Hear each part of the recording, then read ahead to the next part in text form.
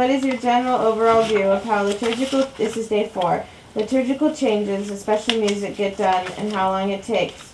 And was the transition from tabernacle to temple one of a transition from the bleedings of the animals to be sacrificed to the Levitical choir? Since there was no music in tabernacle worship? Or from day 3, tell us lyrically, is there music appropriate to where I am now and where I have come from that would help me transition to where I will be? Does music have charms? From day 2, I'm not understanding what there's to all.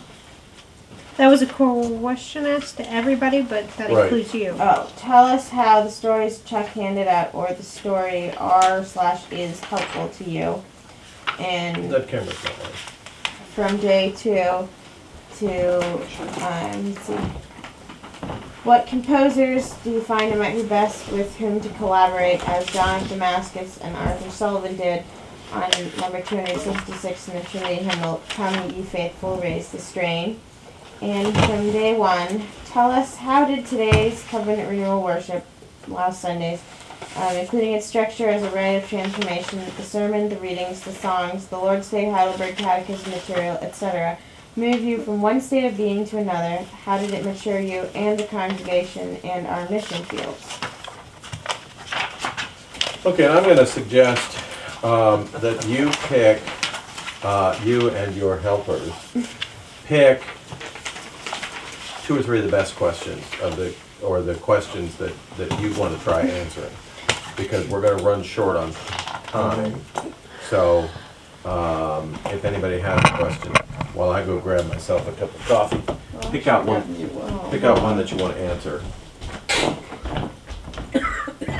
And you're saying Eric can pick one out, everybody can pick one out.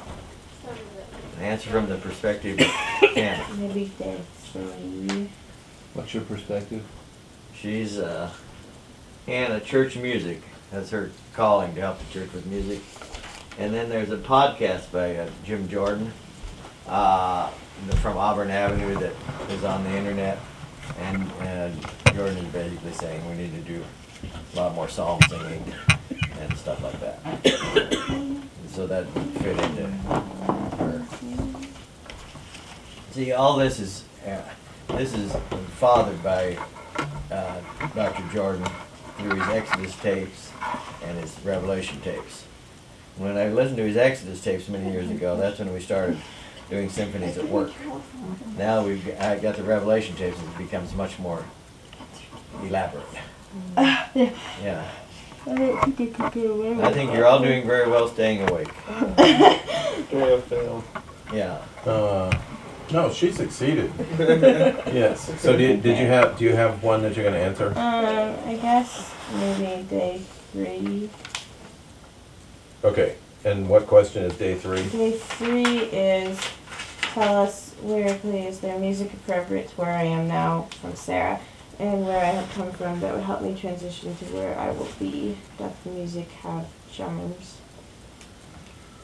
And that could almost kind of go along with day 2, which is what composers do you find might be best with whom to collaborate, as John of Damascus and Arthur Sullivan did. Which is an interesting way to put it. Well, I saw at the bottom of the hymn. Yeah. I don't think they work together at the same time. But they work together across time. I guess so. Yeah, it was just a big Oh, goodness gracious. So what music is appropriate for Sarah? Well, we don't really have...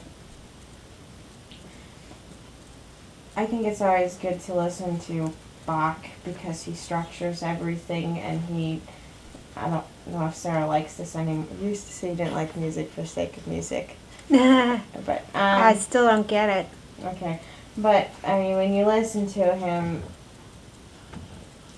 the way he arranges the music and uses the phrases and the notes together, it can help you organize your thoughts and move from one state to another. That's a very simplified answer.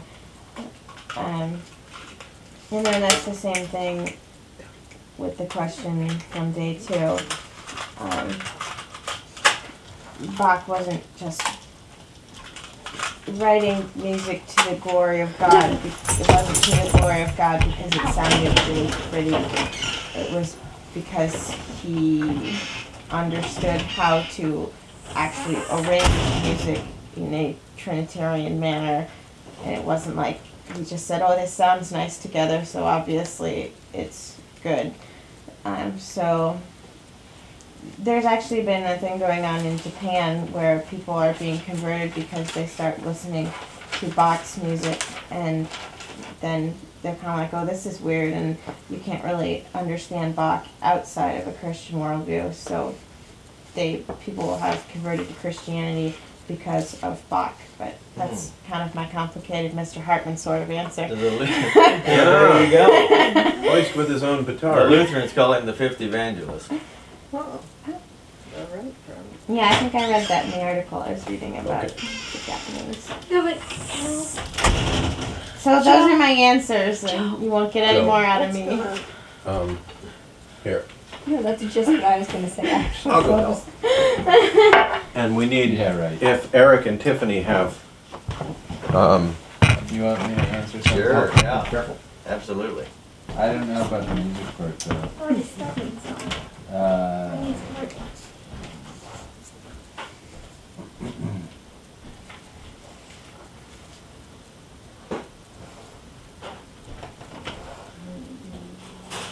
well, let's see. Is a transition of greater musical value. You want me to read those? This is a retuning thing. This is where I got it from. Revelation 5,